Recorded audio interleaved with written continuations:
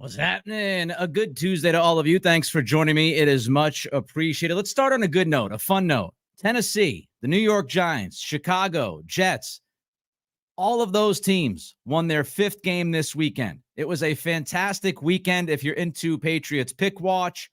Great news for that. The Patriots currently stand at number 2. Shout out to the Titans, Giants, Bears, and Jets for helping the Patriots stay in the top 3 of the draft order as we get ready for week 15. All right, let's jump right into Bill Belichick's future.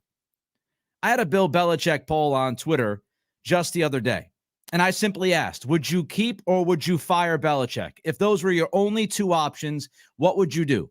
And 70% of the people, more than 600 people responded, and 70% of those that responded said that they would fire Belichick. They would walk away from Bill. 70%.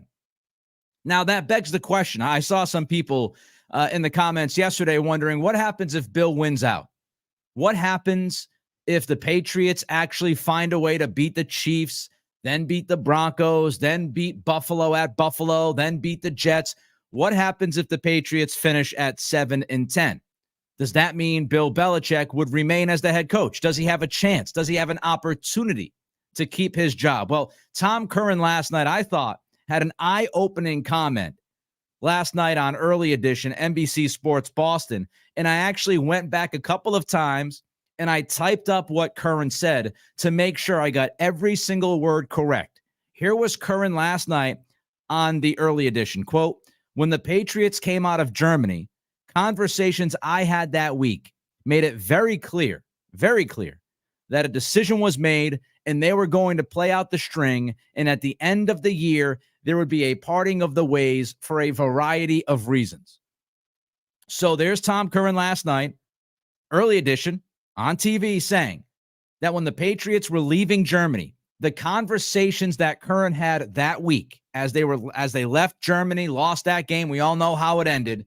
That week, Curran, the conversations he had, people were very clear with him that Belichick was done, that a decision was made, and they were moving on. They were going to let this play out, and at the end of the year, there would be a mutually parting of the ways. Curran continued to say it had gone too far. The Germany game, Commanders game, Saints game, there was the Chargers game after that. Even though they won last week, Curran said, "I don't think it quells anything." So Tom Curran, who's been on the beat for 30 plus years at this point, says that the conversations he had with people, I don't know, within the organization, just outside the organization, but the conversations he had the week following that Germany game made it very clear to him that the decision had been made, that Belichick was gone. And off of Curran's comments, again, we're going off of Curran. Don't shoot the messenger. If you don't believe what Curran says, take it up with Tom Curran and not me. I'm just telling you what Tom Curran said last night on Early Edition. And according to Tom, the Patriots made the decision already. Belichick's gone. Bill Belichick will not be a part of this organization in 2024. When this season ends, Belichick goes.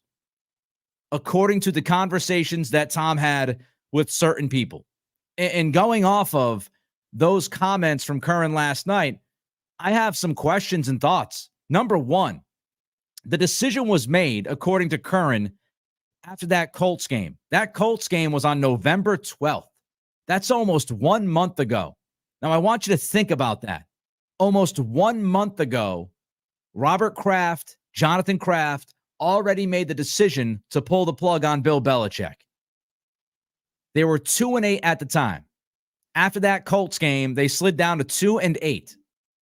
Now, am I surprised? I kind of am surprised that at 2-8, that decision was already made. No matter how you felt, I felt it. I think many of you felt it at 2-6, 2-7, 2-8. We could all see the writing was on the wall. We all kind of figured that if this continued to go off the rails, that Belichick would be gone. But Tom Curran is telling us at 2-8, after that game in Germany, the decision was made. The Kraft said enough is enough. We have to change things.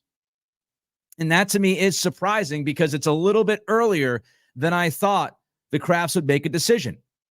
2-8, you're just beyond the halfway point of the season. you could still technically, even though many of us thought that it was going to be an impossibility, but there was still a slight chance you could end at 9-8. What if they ran off 7 straight games and finished above 500, slid into the playoffs? So it's early to me to make that decision that ownership made according to Curran. Now, in 2023, I said this before the season, okay? You can go back to the Greg Bedard podcast I do with him.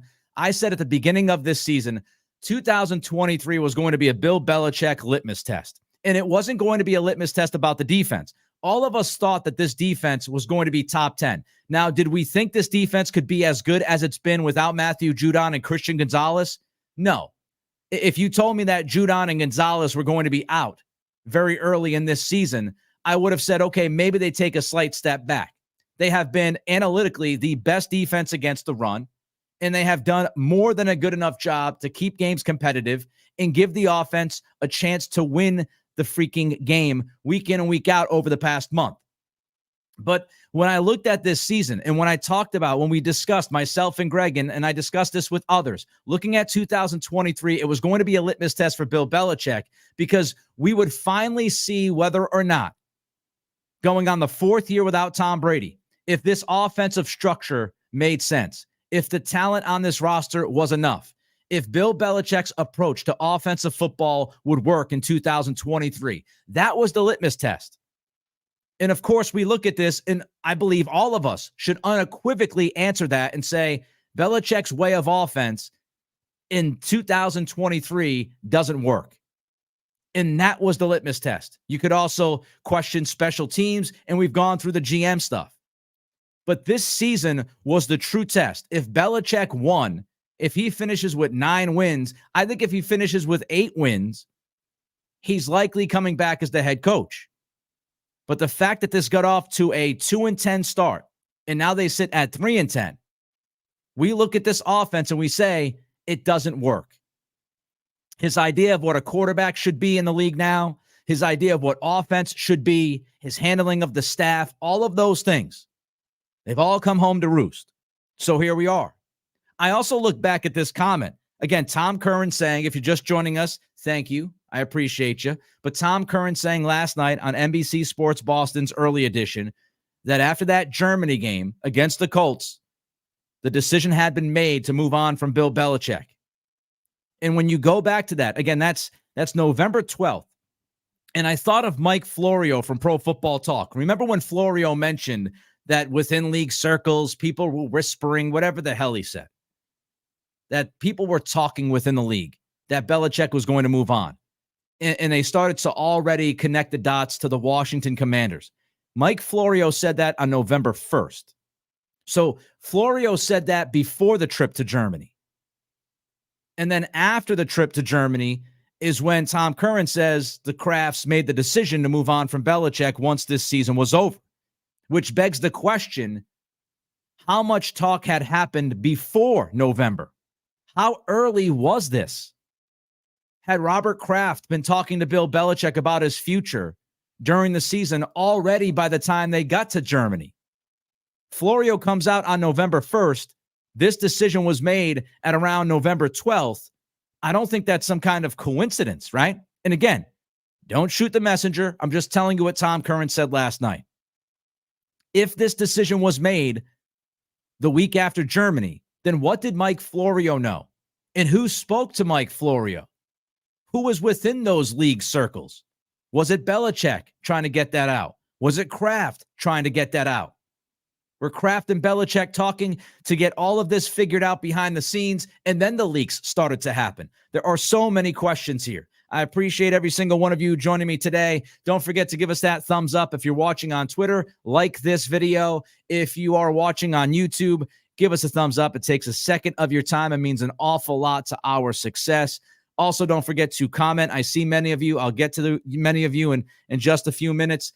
And subscribe. It doesn't cost you anything. It doesn't cost you a single cent to like, comment, or subscribe. How much is already settled? How much is already done? As back in the day with it, they would say, how much hay is in the barn already? Like, how much is already settled behind the scenes? If Tom Curran in those conversations he had after that Colts game in Germany, if those conversations end up being legitimate and this decision has been made and ownership already knows they're moving on from Bill Belichick, if that is the case, then how much of the plan, the succession plan, so to speak, how much of that is already done? I also don't think it's a coincidence if these conversations happened before Germany, which you have to imagine they did, and then the Krafts made the decision that Belichick was going to go once they lost to the Colts the way they lost to the Colts. If that's how this all fell together, I don't think it's a coincidence that we've heard a lot of beat reporters talk about Gerard Mayo and say that, they have some informed intel, informed speculation, however they want to phrase it. But I do think it's telling that these conversations happened apparently in late October, early November. Decision was made after the Colts game. And then we really started to hear about the Gerard Mayo, Bill O'Brien staying in town, Mayo head coach, O'Brien offensive coordinator.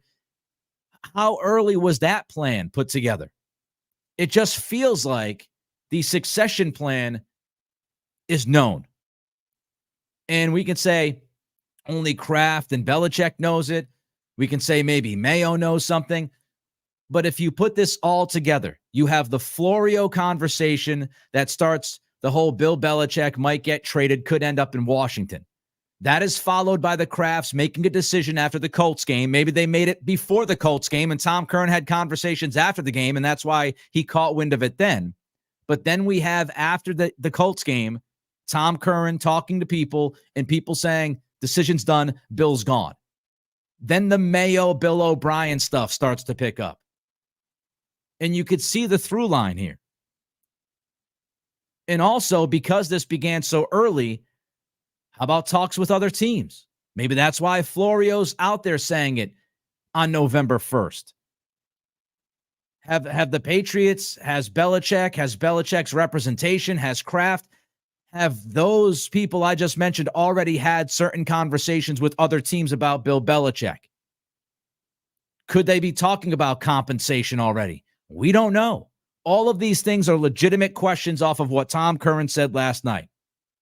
If the decision was made in November, this could be a very quick departure, which I think would be worth it because this is going to be a gigantic offseason for the Patriots. Head coach, GM, coaching staff, the drafts, the draft picks that you have, the talent that you've got to figure out with all the free agents walking into free agency. More than a third of this football team, free agents after this season is over. This is going to be a ginormous offseason for the Patriots. And the quicker they get this thing figured out, the quicker they figure out the Belichick ending, the better for the organization, better for the franchise, better for the fans, better for everybody to just move the hell on. So if this has been already decided back in November, this is going to be quick. Belichick could be out the very next day after the final game of this season against the Jets, which would be apropos. All right, let's get to a few comments here before I get to Pat McAfee trying to put the toothpaste back in the tube. Let's go up here. Boston Swag says, what's up, Nick? Guess Pat McAfee got everything started up. Nothing lasts forever, my friend. Bill had a hell of a run. Appreciate you, Boston Swag, always being involved and supporting the program. Let's look at Amstel, wishing me a good morning. Good morning, Amstel. Appreciate you. Good morning to everybody else. Mike Larry jumps in and says, this is the time for the coach to shine. What about the offseason when it's the GM's time to shine? Do you still want Belichick? And I think Mike is right on that. A lot of people say, oh, well, I don't mind having head coach Belichick come back. Do you think Belichick would say, you can take the personnel power from me? I don't think so. He's going to be 72 years old. He's been with this organization for almost a quarter of a century.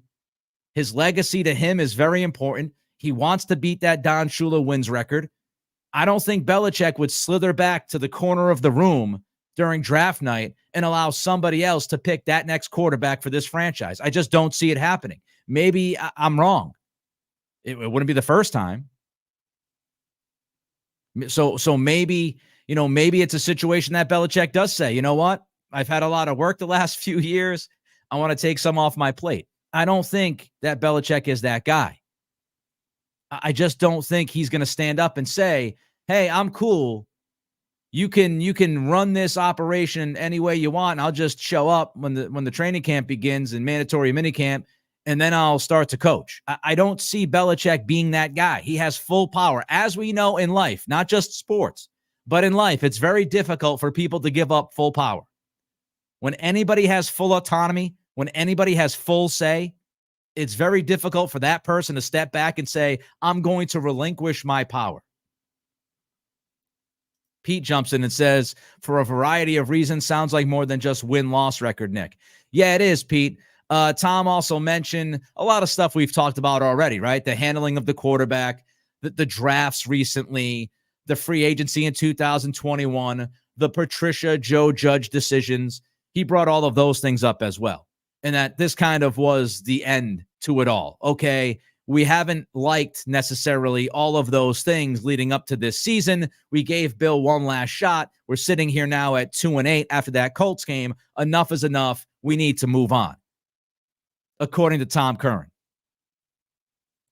All right, let's get to Pat McAfee because he has spoken about the cryptic, controversial ending to the Robert Kraft interview on College Game Day from Saturday. But before we get to that, I do want to mention I've made an executive decision. Cattle's on Causeway, Celtics podcast is going away. I'm going to put my full attention on this podcast with all of you. And I'm going to continue to talk about the Celtics on this podcast, of course, especially when big things happen. And I still will continue to do selective post-game podcasts throughout the season. But Cattle's on Causeway, going on sabbatical. This is going to be a Nick Cattle show, full throttle situation for me. I'm still going to do the Bedard podcast, if you're wondering as well. Bedard is kind of the engine to that vehicle. All right, let's get to Pat McAfee. Yesterday, we had an in-depth conversation on McAfee Kraft. You can check out the podcast. But McAfee went on his show yesterday, and he said lots and lots of words. Lots of words. Quote, everybody in New England, and I understand, I guess, from the New England perspective, why they did this. People were saying I ambushed Robert Kraft. I didn't even ask a question. They said I ambushed him with that. Then we shook hands, and they said Pat just told Robert Kraft that he's going to fire Belichick. Of course, the direct quote from McAfee on Saturday was, I don't envy your position. What's about to happen? We all know. We don't have to ask. Now, I didn't think it was an ambush. I think once somebody agrees to an interview, as long as they're on that set, questions are going to be asked, things are going to be said. That's the way it goes. I thought it was a slick way to address Belichick without directly addressing Belichick. That was my take on the situation from 30,000 feet. McAfee continued, though. I did not say that he was going to fire Belichick at all. What I was talking about for the first time in like 20 years, is he going to extend Bill Belichick? Is he going to move on from Bill Belichick? How about the quarterback position? What are you going to do there? Like, I don't envy his position at all. So, Pat, were you asking or not? Were you asking or not? Because you said we all know. We all know we don't have to ask. And then yesterday, you're telling us, oh, well, this is what I was really asking him. Were you asking Robert Kraft a question or not? You said you didn't have to ask it. And then McAfee is also admitting that Belichick was part of the thought process. So he says it wasn't about firing Bill, but it was about whether or not they would extend Bill or if they were going to move on from Bill. What? He literally just pulled the Rick James out of his hat. I want to step on another man's couch. Yeah, I stomped on his couch. Chappelle Show, check it out. Fantastic stuff. He literally just did that. Pat McAfee is telling us that he wasn't asking Kraft about Belichick, but then says part of the question or statement that he threw out there, part of that was whether or not he'd extend Belichick or if he was going to move on from Belichick.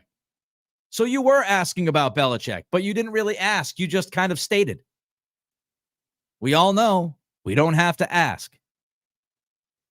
And as far as Belichick's extension, Pat McAfee does a daily talk show. We all saw the reports about Belichick's extension from Ian Rappaport in the 25,000 follow-up reports.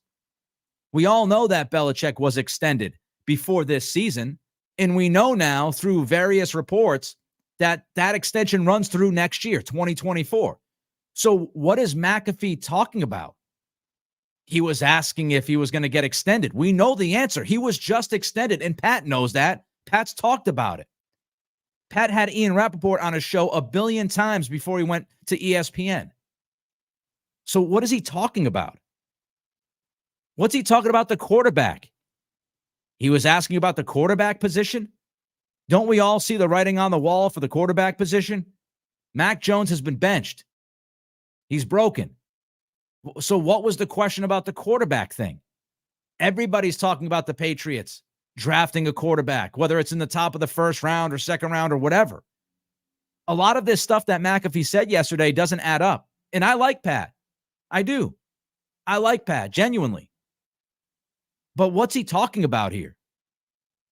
His explanation made no sense to me. And he went on to say, so when I said I don't envy your position, everybody in Boston was like, he just told Robert Kraft he has to fire Bill. I was like, yo, you said that. I was talking about all of the other. Maybe that's one of them. Again, were you talking about Belichick or not, Pat?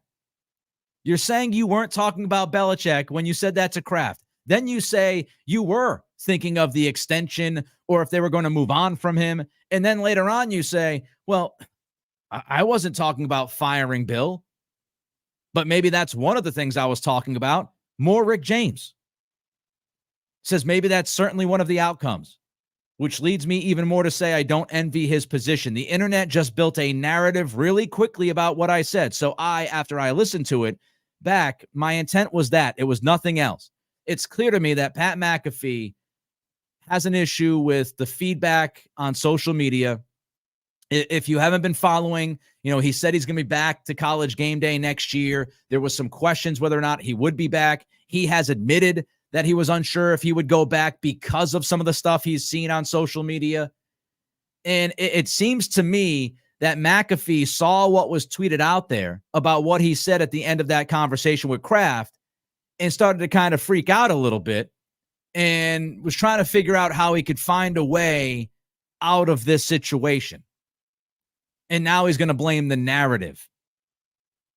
Dude, the narrative, it's not my responsibility. I see some people in the chat. It's not Nolan's responsibility, Mike's responsibility, UB Trippin's responsibility, Peter's responsibility. It's not any of our responsibility to make sense of your sloppy, cryptic statement. It's not on me. It's on you. If you say something cryptic and people take from it what they think you meant, that's not on the person trying to make sense of what you were talking about. It's on you because you weren't clear and you weren't direct. You decided to go cryptic. And because you decided to go cryptic, people like myself went out there and said he's got to be talking about Belichick. It's not on me. It's on you. You said it. I didn't. Next time, be direct, be concise, be clear about what you are saying, and you won't have the issues that you're having right now. Not a social media problem. It's not a New England problem. It's not a Patriots fan problem. It's not Patriots media problem. It's a you problem, Pat. In this instance, be clear, be direct, be concise. Say what you mean. And when you're trying to explain things away, you have to be even more clear, which you weren't. Just a bunch of word salad yesterday. Like it's your fault. It wasn't about Belichick, but it was about Belichick. It kind of was about Belichick, but it wasn't about Belichick. It was about Belichick's extension. Would they move on from? Belichick's future is the story. It's the story. It's obvious to me what people would take out of what McAfee said on Saturday would be Bill Belichick's future. That is the heart of the conversation. It is the national story off the field in the NFL. It's the obvious go-to. Oh, and I have a question for McAfee as well. Why was that part of the interview clipped from the YouTube version? Remember yesterday? Again, if you want to check out the podcast, you can go back and listen. My thoughts about how these interviews happen, the conversations that happened before these interviews, and the fact that ESPN took out the ending of that interview makes me feel very confident in what I had to say yesterday about the entire situation. There's a reason why ESPN clipped that out. And it doesn't take a rocket scientist to realize what that was, what that reason was. The explanation doesn't make sense. My opinion, and it's just my opinion, Pat either stepped in it and had to backtrack, or he regrets being cryptic, knows he handled it wrong, and instead of just coming out and saying I handled it wrong, is trying to stumble and bumble his way through an explanation that made zero sense to anybody who listened to him or read his words. That's my read on the situation. He stepped in it, or he regrets it. He was trying to backpedal, and the backpedaling was sloppy.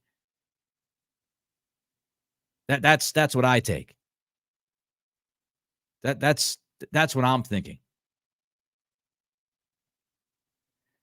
Peter Jacoby says, how much softer of a way can it be mentioned?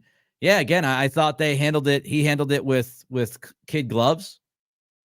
And my guess, again, is that he understands he stepped in it. Something was said to him, and ESPN pulled a clip at the end of the interview on YouTube, and he knew he had to come out and try to say something to try to make sense of it. That's how I feel. I feel like Pat stepped in it, and somebody told him he stepped in it, and he tried to make it go away yesterday, and it didn't go well. It didn't go well. Peter says, not sure why we're mad. Yeah, I'm not mad. I'm not mad. I'm passionate. You know, I talk into the microphone. If I say something and I'm cryptic about something and people take something out of it, that's on me. It's not on people listening. It's on me. Budika says, if Pat didn't regret what he said, he would have stood by his word, obviously. Maybe. All right, Red Sox make a trade. Shohei Ohtani shatters records. Don't forget to give us a thumbs up, comment, and subscribe. Doesn't cost you anything. Takes a second of your time to click that thumbs up on YouTube if you're watching there, and it means an awful lot. We need to beat that algorithm's ass. All right, Shohei Ohtani, $700 million, 10-year deal, $68 million per year is deferred, and I think this is bad for baseball. It's going to set up big markets to be even bigger. You would think that would help Boston, but apparently not so much with this ownership group right now. This deal with Ohtani also had zero impact on the CBT, which is crazy to me. But it's a ton of deferred money. Shout out to Shohei. A great deal for him, apparently. But this opens up a lot of different doors. And I know we've had a lot of deferred money in baseball before, but this is especially egregious. The Red Sox weren't in on Ohtani. Not surprised. We've talked about it before. Check out the prior podcasts. It's obvious to me and you that Yoshinobu Yamamoto is priority number one for the Red Sox. So how is that going? Here's the latest. Mark Feinstein posted today that Yamamoto already met with the Yankees, Mets, and Giants.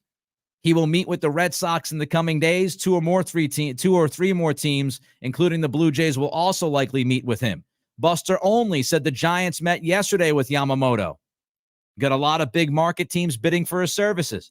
John Heyman named the Mets, Yankees, and Dodgers as the top three teams in on Yamamoto. Now, there's lots of time left in this offseason. I understand that. I'm going to give Craig Breslow this offseason to put this roster together. I'm not going to make any kind of grand judgments on December 12th. But I think all of us, we're looking at this and we don't feel great about where it's going. It certainly seems like Yamamoto is going to head elsewhere. The Sox are not mentioned in the top three from Heyman. How are you not in the top three? How are the Red Sox not in the top three? Their estimated payroll right now is $160 million. The CBT is $237 million, folks. The Red Sox have tons of money to spend right now. Tons of money, tens and tens and tens of millions of dollars to spend this offseason. And you're not going to spend at the top of the market for Yamamoto? He's your number one priority. I don't care if it costs $300 million, $350 million. I don't care if it costs $400 million. You have more than enough money to not be worried about the tax. But here we are again, these other big market teams being mentioned in the top three, and the Red Sox being just on the outside. Now, again, nothing has been decided. There's still lots of time left in this offseason. Maybe they'll put it together. But these early reports, and it might be some PTSD from what we've gone through with John Henry the last few years, it doesn't make you feel great.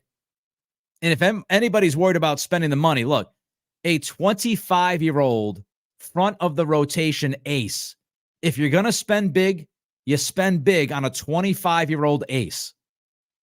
That's when you should spend the money. That's when I have no problem of spending the money.